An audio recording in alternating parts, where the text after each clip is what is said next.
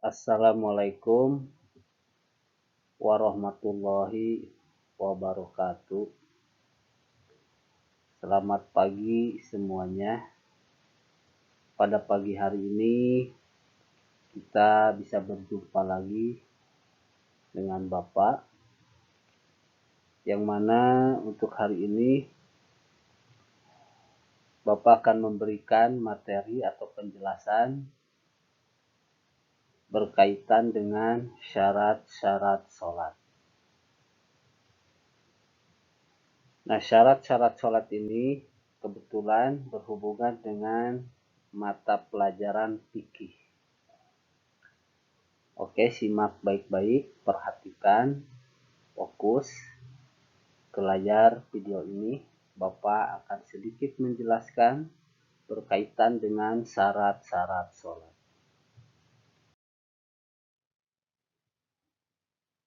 Syarat-syarat sholat terdiri atas syarat wajib dan syarat sah sholat. Seseorang diwajibkan sholat jika sudah memenuhi syarat-syarat sebagai berikut. Jadi, manusia apabila sudah memenuhi syarat-syarat untuk melaksanakan kewajiban sholat, maka dia wajib melaksanakan ibadah sholat.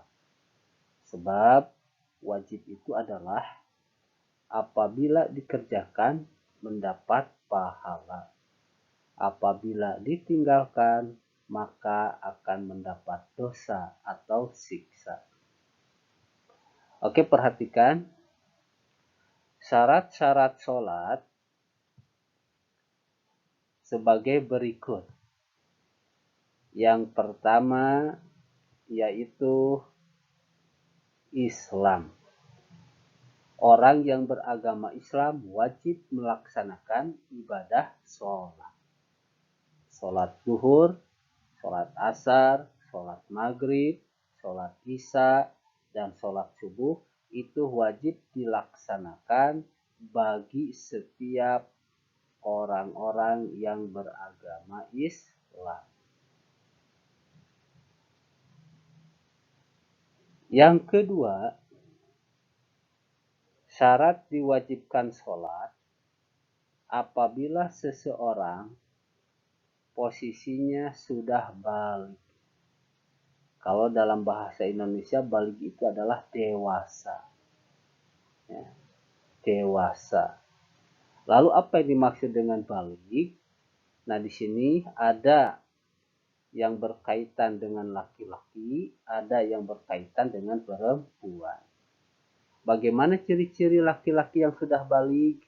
Nah, ciri-ciri laki-laki yang sudah balik apabila pertama yaitu bagi laki-laki yang mengalami mimpi basah. Yang dimaksud mimpi basah di sini adalah bukan keluar kencing atau dalam bahasa Sunda ngompol, bukan ya, tetapi mengeluarkan air yang memang tidak seperti biasanya. Nah, pembahasan ini nanti dilanjutkan di pembahasan untuk kelas 5, kelas 6, dan seterusnya. Nah, ciri yang sudah balik bagi perempuan yaitu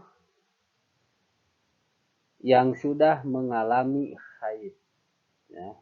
Jadi bagi perempuan yang sudah mengalami haid atau menstruasi, maka dia sudah dikatakan balik.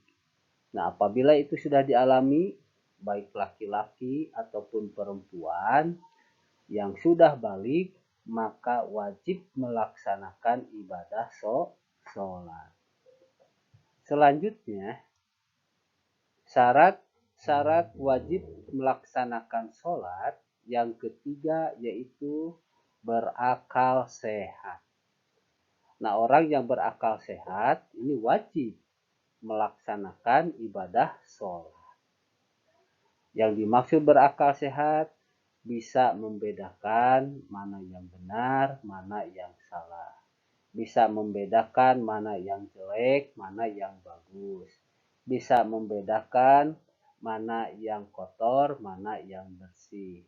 Nah, itu ciri-ciri orang yang sudah berakal sehat. Wajib melaksanakan ibadah sholat. Serta yang keempat, yaitu tidak dalam keadaan haid dan nifas bagi kaum perempuan. Nah, bagi kaum perempuan, ketika posisinya tidak dalam keadaan haid atau nifas, maka wajib melaksanakan sholat. Nah, nanti pembahasan berkaitan dengan nifas itu ada di kelas berikutnya. Oke, perhatikan lagi. Sekarang kita akan bahas syarat-syarat sah sholat.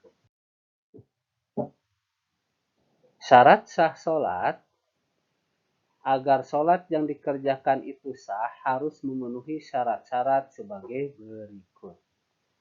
Apa saja syarat-syarat supaya sholat yang kita kerjakan itu bisa diterima atau bisa dikatakan sah? Yang pertama, suci dari hadas kecil dan hadas besar. Jadi harus suci dari hadas kecil dan hadas besar. Yang kedua, yaitu suci badan, pakaian, dan tempat sholat dari najis. Jadi kalau kita memiliki pakaian atau mau memakai pakaian ketika mau melaksanakan ibadah sholat, harus bersih, harus suci dari najis. Begitu juga badan kita harus suci, harus bersih dari najis. Dan juga tempat yang akan kita pakai untuk melaksanakan ibadah sholat harus suci, harus bersih dari najis. Selanjutnya yang ketiga, yaitu menutup aurat. Aurat di sini wajib kita harus menutupinya. Karena di dalam sholat, apabila aurat itu terlihat, maka sholatnya tidak akan sah. Aurat laki-laki yaitu antara pusar hingga lutut. Sedangkan aurat perempuan seluruh anggota badan kecuali muka dan kedua telapak tangan. Nah, itu adalah ciri-ciri aurat laki-laki dan aurat perempuan yang harus kita perhatikan ketika mau melaksanakan ibadah sholat. Yang keempat, yaitu menghadap ke kiblat. Jadi sholat wajib menghadap ke kiblat. Jangan semau gue, jangan semau saya, tetapi harus menghadap ke kiblat. Dan yang terakhir, yaitu sudah masuk waktu sholat. Kalau belum masuk waktu sholat, jangan melaksanakan sholat. Contoh, sholat duhur jam 12 lebih 5 menit. Lalu kita sholat duhur jam 10, ya tidak sah. Karena belum waktunya untuk sholat duhur. Oke, itulah pembahasan sedikit yang Bapak berikan untuk kalian berkaitan dengan syarat-syarat wajib sholat dan syarat-syarat sah sholat. Mudah-mudahan bermanfaat.